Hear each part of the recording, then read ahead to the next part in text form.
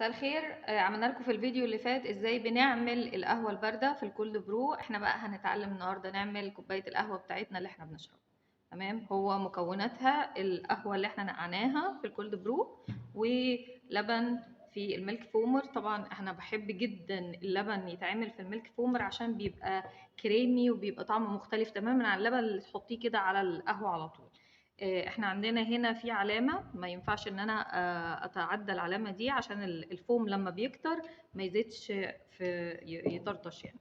اوكي، هو الميلك فومر المصفى ما بتتحطش في الميكروويف، لكن الكاب نفسه تقدري ان انت تسخني اللبن لو انت عايزه نسكافيه سخن، لكن انا هعمله قهوه بارده المره دي. فانا بحب القهوه اكتر من النسكافيه لان النسكافيه مضر، القهوه هي اللي طبيعيه.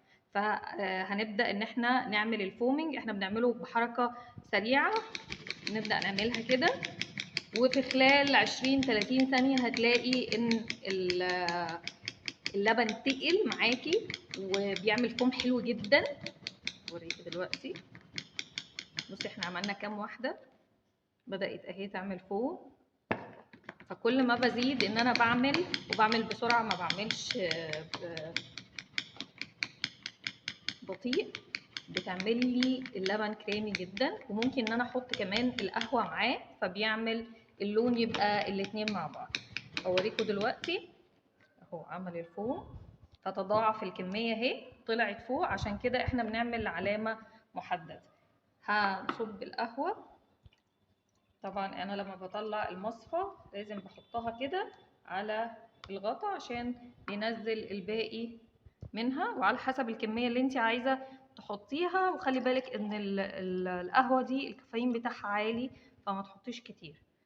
نرجع، هنلاقي القهوه اللي نزلت من المصفى، ونبدا ان احنا ايه نحط. بصوا الجمال اهي. اقلبها.